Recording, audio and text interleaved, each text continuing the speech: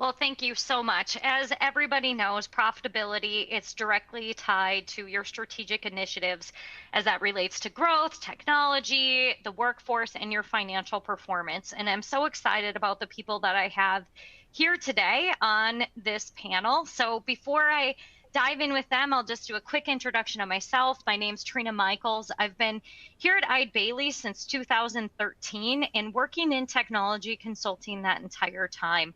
I love helping clients solve their business challenges through the use of technology. So would love to start out, John, if you could give a brief introduction of yourself and maybe tell us a quick story about some recent client experiences where they undertook an effort to improve financial results.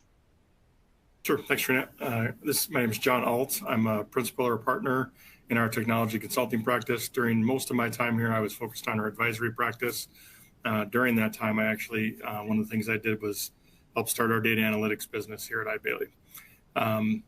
My example client for that is going to be around that data analytics.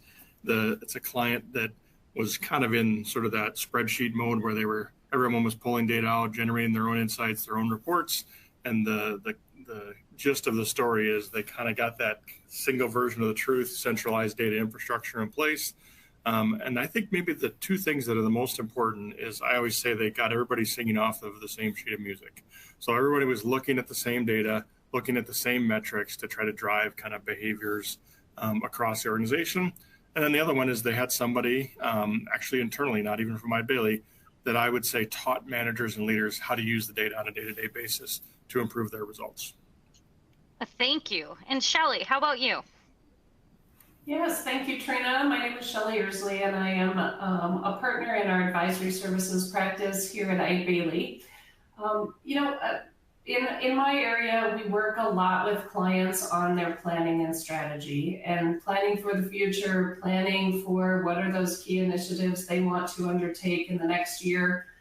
Because we're, a little bit into the new calendar year, people have started to execute on some of those strategies. And as part of that, it's fun to see how their plans that they made maybe back in the fall or early in the year, it's fun to see how they're executing against them and where things are working and where they've had to adjust.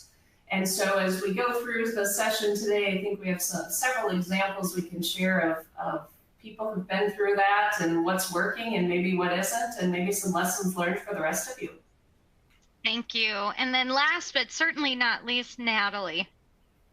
Hi, everyone. I'm a senior manager in our outsourced and managed service division.